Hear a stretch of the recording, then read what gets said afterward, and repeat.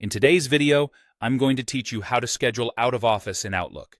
If you're heading away from your desk, setting an automatic out-of-office reply makes sure everyone who emails you knows when you'll be back and who to contact in the meantime. Let's walk through it clearly so you can set it up once and feel confident it will work exactly as you expect. Start by opening Outlook on your computer. If you're prompted to sign in, go ahead and sign in to your account. Once you're in, look toward the top right corner of Outlook and click the Settings gear icon. In the panel that opens, choose Accounts, then select Automatic Replies. This is where all the out-of-office controls live. Turn on Automatic Replies by switching the toggle to On. Next, check the option to send replies only during a time period. Pick your start and end dates and times so Outlook sends your message only while you're away. This prevents replies from going out indefinitely.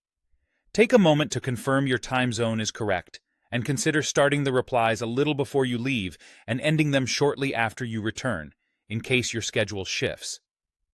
Below the dates, you'll see options to block your calendar, decline new invitations, and cancel existing meetings during your time away.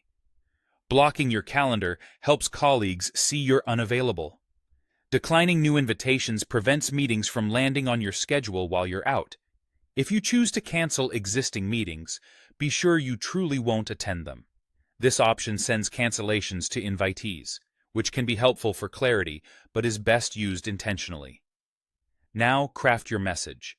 You can set one response for people inside your organization and a separate one for people outside your organization.